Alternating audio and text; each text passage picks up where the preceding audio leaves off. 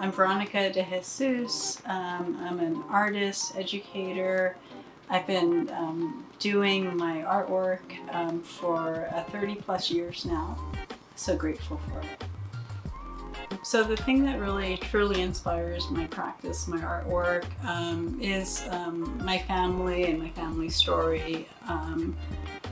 With my background, me being Puerto Rican, me being from a marginalized community, my story, my father, my brother, you know, they're invisible. My art practice has visibility, and I'm so grateful for it. That truly inspires me. My dad was my first creative teacher. Through his encouragement, I kind of realized that I wanted to be an artist. I wanted to be a writer, and I wanted to teach. And I knew that from a very, very, very young age.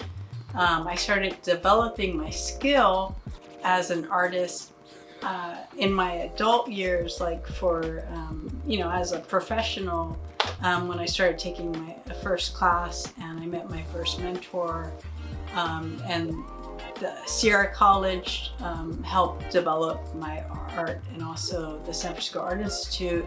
I learned how to experiment, and that developed my me as a maker. Sierra College developed me as a drawer. I'm a draftsman. I'm a technical drawer. I learned that from Sierra College. San Francisco Art Institute, I learned how to experiment, how to push abstraction.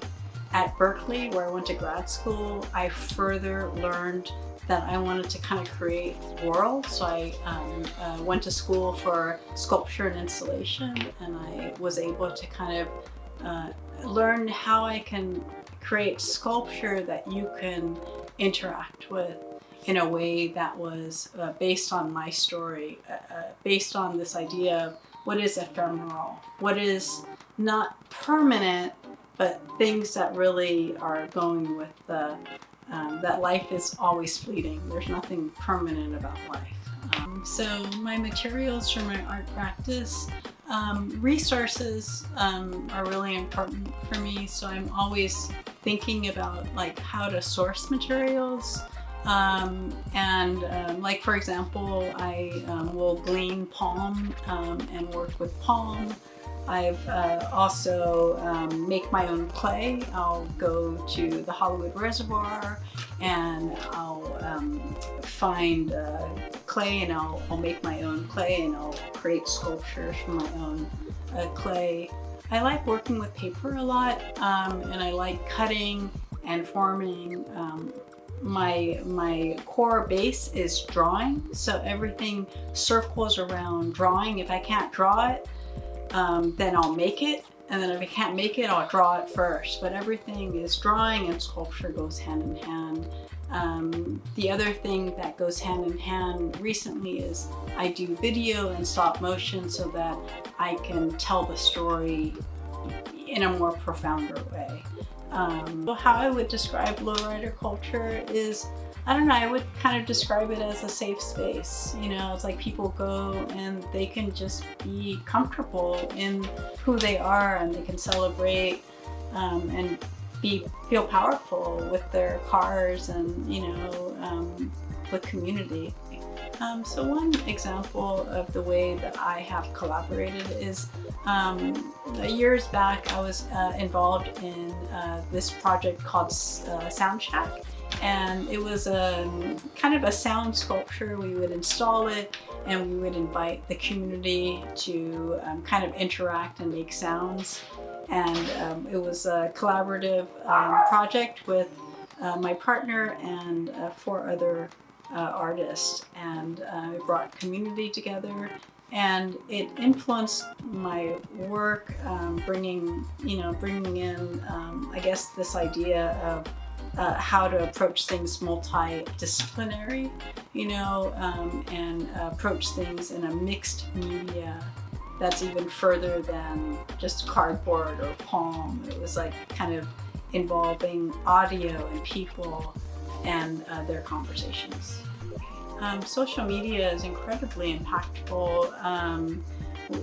We're able to just kind of be out in the ether, you know, and it's brought more eyes onto this culture than ever before, and we have an opportunity to tell the positive story because of it, you know.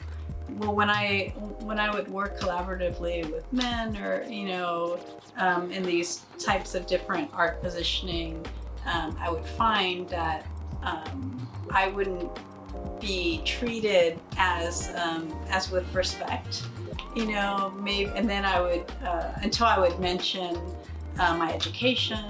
I would mention that I graduated from Berkeley. I would mention that I teach at Berkeley, and then I would find that the males that wouldn't respect me, I would find them just like, you know, they would just change their minds about me. I would see them raising their eyebrow, like, whoa, oh, you know, you went to Berkeley, you know, oh, you teach at Berkeley. Oh, you're an adjunct professor. Wow. And you know, I found that to be very interesting, you know, and I pay attention to that, you know.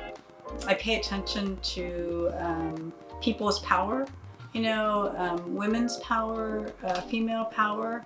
And so for me, as an advocate for myself and as a female, I find that paying attention to how I position myself, what power I have, what can I accomplish based on my positioning, that's how I approach feminism, and that's how I try to empower others in that regard too.